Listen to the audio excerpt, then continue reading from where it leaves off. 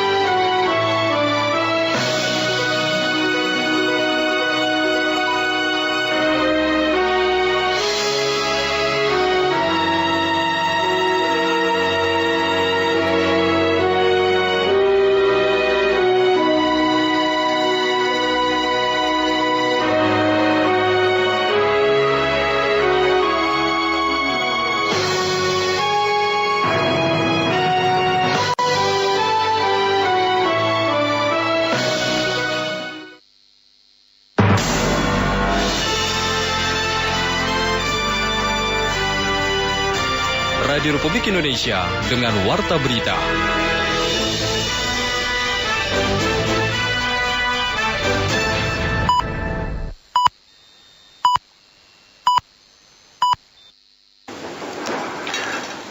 Tepat pukul 7 waktu Indonesia Barat.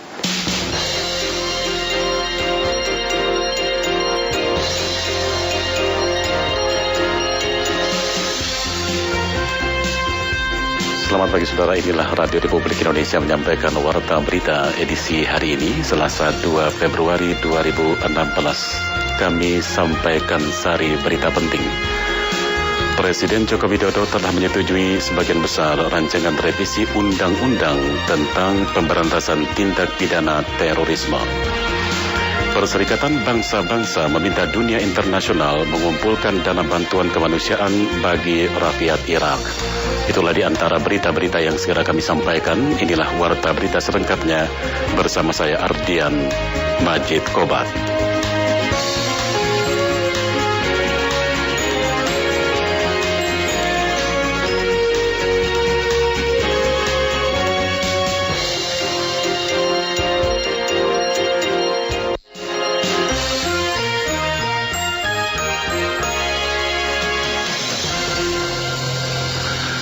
Saudara, Presiden Joko Widodo telah menyetujui sebagian besar rancangan revisi Undang-Undang Nomor 15 Tahun 2003 tentang Pemberantasan Tindak Pidana Terorisme.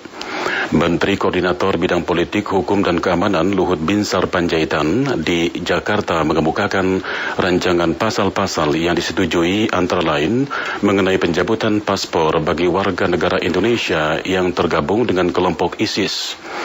Tim perancang revisi Undang-Undang Anti-Terorisme sudah dibuat dengan sangat hati-hati melalui berbagai masukan termasuk dari pakar hukum pidana dan pakar hukum tata negara. Sementara itu, Sekretaris Kabinet Pramono Anung mengatakan bahwa rancangan undang-undang tentang terorisme telah masuk dalam tahapan finalisasi. Pramono Anung mengatakan pemerintah juga akan menyiapkan naskah akademik mengingat revisi ini merupakan usulan dari pemerintah. Selengkapnya dilaporkan Pradipta Rahadi. Presiden Joko Widodo memutuskan untuk melakukan revisi Undang-Undang Nomor 15 Tahun 2003 tentang Pemberantasan Tindak Pidana Terorisme. Ketika ditemui di Istana pada Senin petang, Sekretaris Kabinet Pramono Anung mengatakan draft revisi Undang-Undang Terorisme tersebut sudah dalam tahap finalisasi. Pramono menambahkan karena revisi Undang-Undang tersebut merupakan inisiatif dari pemerintah, maka pihaknya akan menyiapkan amanat Presiden atau AMPRES dan juga naskah akademiknya sebelum diberikan kepada kepada DPR. Naskah akademik dan juga draft rancangan undang-undang pencegahan terhadap terorisme dan radikalisme sekarang ini sudah pada tahap finalisasi dan mudah-mudahan dalam waktu dekat kalau semuanya sudah selesai akan dilaporkan kepada Bapak Presiden sebelum secara resmi kemudian dikirim ke DPR.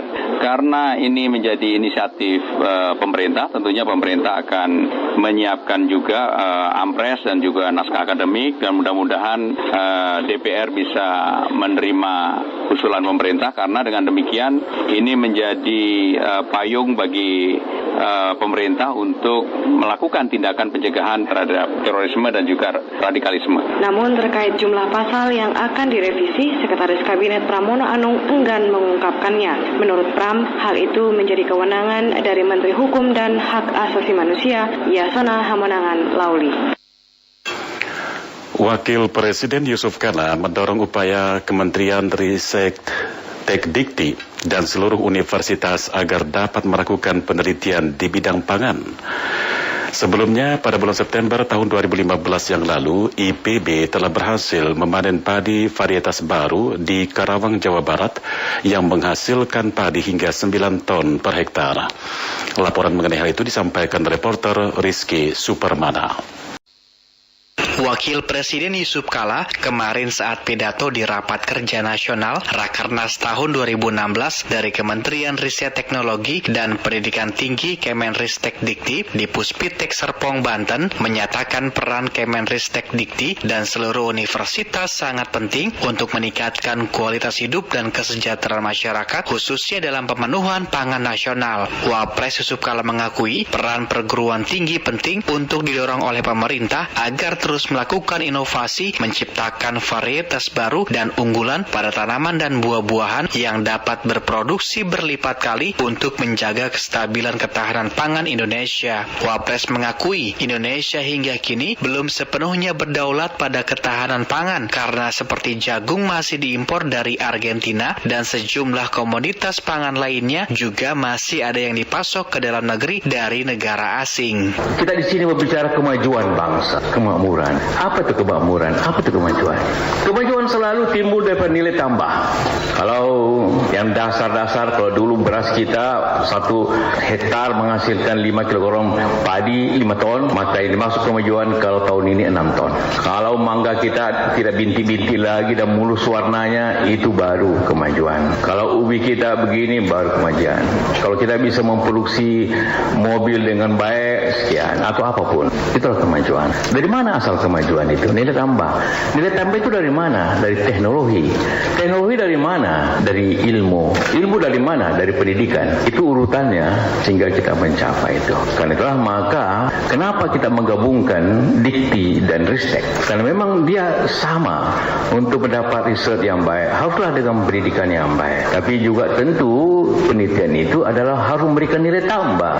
Memang ilmu itu umumnya terbagi dua, katakanlah terbagi dua besarnya, sosial dengan teknologi. Sebelumnya pada September 2015 lalu, IPB telah berhasil memanen padi varietas baru yaitu 3S di Karawang, Jawa Barat yang menghasilkan padi hingga 9 ton per hektarnya jika dibandingkan varietas biasa hanya 6 ton padi per hektarnya. Panen perdana padi IPB 3S tersebut dilakukan langsung oleh Presiden Joko Widodo dan Menteri Pertanian Andi Amran Sulaiman. Presiden Jokowi yakin Indonesia dapat mempunyai peluang meningkatkan ketahanan pangannya dengan menggunakan varietas padi unggulan serta membangun 6 daerah tumpuan swasembada yaitu Jawa Barat, Jawa Tengah, Jawa Timur, Medan, Sumatera Selatan, dan Sulawesi Selatan. Setelah ini tadi Pak Menteri Pertanian sudah memberikan tugas lagi pada IPB untuk 100.000 hektar langsung 13,4 ngapain dipikir langsung 100.000 hektar. Jadi yang pembagiannya seperti apa biar IPB yang memikirkan. Dan ke depan sekali lagi Bulog harus menjadi penyangga supaya harga yang ada di pasar itu tidak dimain-mainkan oleh spekulan. Adapun melalui Rakernas Kemenristek-Dikti yang melibatkan unsur universitas ini dimaksudkan untuk meningkatkan kualitas pembelajaran, reformasi LPTK, peningkatan kualitas SDM, pengembangan pusat unggulan inovasi dan sains teknologi park, peningkatan sarana dan prasarana, dan hilirisasi produk inovasi. Dalam Rakernas Kemenristek-Dikti ini juga diselenggarakan sejumlah pameran teknologi, diantaranya teknologi sepeda listrik dari Universitas 11 Maret, obat suplemen, makanan berbahan tripang dari LIPI, dan pengembangan ikan nila laut dari BPPT. Kita beralih ke berita lainnya. Saudara, DPRD Kalimantan Selatan sudah sering memperingatkan PT PLN wilayah Kalimantan Selatan dan Kalimantan Tengah agar mengantisipasi persoalan khususnya terjadinya pemadaman listrik. Laporan selengkapnya mengenai hal itu disampaikan Mas Dar Hulaimi. Meskipun pihak PLN wilayah Kalimantan Selatan dan Kalimantan Tengah saat rapat kerja dengar pendapat dengan Komisi 3 DPRD Kalimantan Selatan melontarkan janji atau menjamin sejak awal tahun 2016 tidak ada lagi terjadi pemadaman listrik. Namun hingga kini kenyataannya janji tersebut tidak ditepati, bahkan pemadaman semakin parah. Setiap hari selalu terjadi pemadaman, bahkan sampai 2 atau 3 kali padam. Menanggapi sering terjadinya pemadaman listrik tersebut, Sekretaris Komisi 3 DPRD Kalimantan Selatan Haji Rizwandi sangat menyayangkan pemadaman terus terjadi. Komisi 3 kata Rizwandi sudah sering memperingatkan PLN wilayah Kalimantan Selatan Tengah agar mengantisipasi persoalan khususnya pemadaman listrik yang kini semakin parah. Ini sebenarnya kita juga sudah mengingatkan PLN mengantisipasi persoalan-persoalan terkait dengan kelistrikan ini. Memang tak objektifnya mereka sudah harus melaksanakan overhaul ya di beberapa pembangkit itu. Kendalanya yang terjadi itu kan kalau alasan mereka yang belum masuknya sistem yang dari Tulang Pisau juga, Moretewe juga. Terutama Moretewe ini kan terkendala di persoalan jaringan sutetnya. Masih ada 11 yang belum bisa diselaksanakan. Tapi apapun jadinya, tentunya PLN harus segera menyelesaikan persoalan ini supaya tidak merugikan kepentingan masyarakat luas. Dalam menyikapi persoalan ini, Komisi 3 kembali akan mengundang pihak PLN wilayah Kalimantan Selatan dan Tengah agar memberikan klarifikasi masalah pemadaman yang terjadi selama ini pada rapat kerja dengar pendapat setelah dijadwalkan oleh Badan Musyawarah DPRD Kalimantan Selatan. Warta berita ini disiarkan oleh Radio Republik Indonesia. Kepolisian Perairan Polres Dumai berhasil menggagalkan penyelundupan bawang merah seberat 15 ton asal Malaysia. Kita simak laporan reporter Santi Yunas. Kepolisian Perairan dari Polres Dumai berhasil menggagalkan upaya penyelundupan bawang merah asal Malaysia. Hal ini diketahui polisi yang sedang berpatroli di Cyberruang yang curiga akan keberadaan kapal motor bernomor lambung GT16 nomor 1037 PPE. Saat digeledah ditemukan 15 ton bawang merah tanpa dokumen lengkap. Kabid Humas Polda Riau AKBP Guntur Aryo Tejo menuturkan 1 orang anak buah kapal berinisial ZI diamankan polisi. Berdasarkan hasil penyelidikan kepolisian bahwa di dalam kapal terdapat 4 ABK, namun 3 lainnya melarikan diri dengan menceburkan diri ke dalam laut. Diperkirakan di perairan Cyberruang bahwa ditemukan ada kapal yang sedang terapung-apung, kemudian datang petugas patroli perairan Polres Dumai mendekati dan mengecek administrasi serta kelengkapan-kelengkapan lainnya. Namun dapat diduga bahwa kapal tersebut mengangkut bawang yang bisa dinyatakan bawang ini bawang ilegal. Bawang ini diakui berasal dari Malaysia yang nanti akan dipasarkan di sekitar Dumai. Saat ini pelaku dan barang bukti kapal motor telah diamankan di Polair Polres Dumai untuk pemeriksaan lebih lanjut. Sementara itu 1 orang ABK berinisial SY, warga desa Sepahat, Kabupaten Bengkalis, ditemukan tewas saat mencoba meloloskan diri ke dalam laut. Reporter Santi Yunas, RRI Pekanbaru. Dari luar negeri diberitakan Perserikatan Bangsa-Bangsa meminta dunia internasional mengumpulkan dana bantuan kemanusiaan bagi rakyat Irak.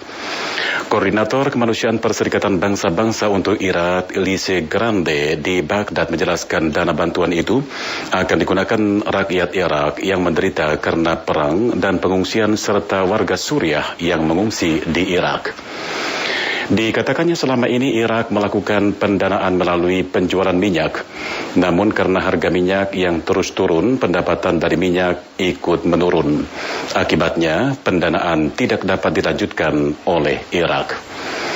Saudara, komentar Radio Republik Indonesia pagi ini menyoroti peran perguruan tinggi dalam meningkatkan pangan nasional. Selengkapnya disampaikan Danang Prabowo. Dunia penelitian tidak dapat dilepaskan dari keberadaan perguruan tinggi. Kondisi tersebut dikarenakan sebagian besar kegiatan riset dan penelitian dilakukan kalangan perguruan tinggi, baik oleh dosen maupun para mahasiswanya. Untuk itulah sangatlah tepat bila Wakil Presiden Yusuf Kala mendorong Kementerian Ristek Dikti dan perguruan tinggi di Indonesia untuk memperbanyak penelitian di bidang pangan yang berdampak langsung pada peningkatan produksi pangan dan penguatan pangan nasional. Dorongan Wapres yang disampaikan dalam Rapat Kerja Nasional Kemenristek Dikti tahun 2016 tersebut tentu bukan tanpa alasan.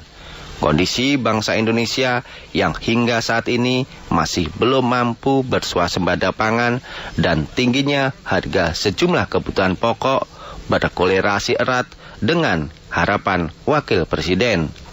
Untuk memenuhi kebutuhan pangan tersebut, Indonesia dinilai masih belum berorientasikan pada produksi untuk mendukung ketersediaan pangan. Akibatnya, banyak komoditas pangan yang masih diimpor untuk mencukupi kebutuhan masyarakat. Beras, kedelai, jagung, hingga daging sapi kita masih impor. Kondisi ini tentu tidak dapat terus-menerus diandalkan dalam jangka yang panjang. Oleh karena itu, Indonesia perlu mengatur strategi untuk peningkatan produksi sekaligus dapat memenuhi kebutuhan pangan dari produksi lokal. Ekstensifikasi dan intensifikasi menjadi dua pilihan upaya peningkatan produksi pangan. Ketika ada kecenderungan peralihan fungsi lahan pertanian untuk perumahan dan industri terjadi besar-besaran, terutama di Jawa, intensifikasi menjadi alternatif yang dipilih. Disinilah sumbangsih dunia pendidikan tinggi sangat diharapkan. Melalui penelitian atau riset yang dilakukan perguruan tinggi, diharapkan muncul berbagai alternatif peningkatan produksi pangan. Sejumlah varietas unggul hasil riset perguruan tinggi seperti padi, tebu, jagung, dan kedelai terbukti mampu meningkatkan produksi panen. Namun, dengan berbagai alasan dan pertimbangan, ternyata belum banyak yang diadopsi oleh petani maupun industri pertanian. Penelitian atau riset merupakan salah satu instrumen penting dalam menciptakan inovasi dan mengembangkan teknologi. Sayangnya, belum semua perguruan tinggi yang ada sudah melakukan riset dalam kaidah yang sebenarnya. Sebagian besar riset dan penelitian yang dilakukan dosen maupun mahasiswa kebanyakan hanya untuk syarat kelulusan, kenaikan pangkat, dan berhenti pada perpustakaan saja. Masih sangat kecil persentase hasil riset yang bersifat aplikatif dan benar-benar dimanfaatkan untuk kepentingan masyarakat luas. Tidak dipungkiri, kegiatan riset dan penelitian yang kita lakukan masih jauh tertinggal dari negara-negara maju. Demikian juga penghargaan dan dukungan dana dari pemerintah, meski akhir-akhir ini sudah jauh meningkat. Namun, kita tidak perlu berkecil hati. Keberadaan Kementerian Riset Teknologi dan Pendidikan Tinggi di era pemerintahan Jokowi sekarang ini diharapkan semakin mendekatkan dunia perguruan tinggi dengan riset dan penelitian yang sebenarnya. Perguruan tinggi tidak hanya menjadi menara gading yang mencetak sarjana, tetapi juga semakin banyak melahirkan penelitian-penelitian yang bermanfaat bagi masyarakat luas dan kemajuan bangsa, termasuk meningkatkan ketersediaan pangan bagi masyarakat Indonesia. Demikian komentar, selamat pagi. Sekian Warta Berita Produksi Radio Republik Indonesia.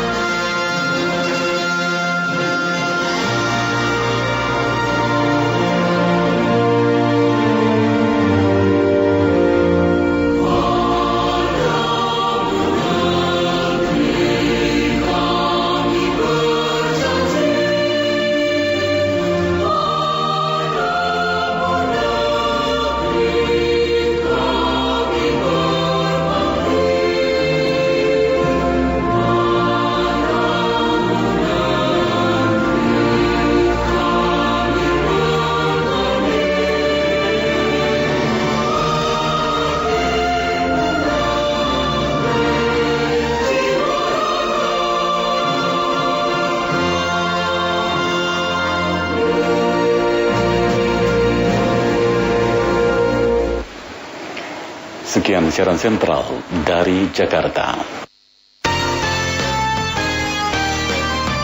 Rodia RRI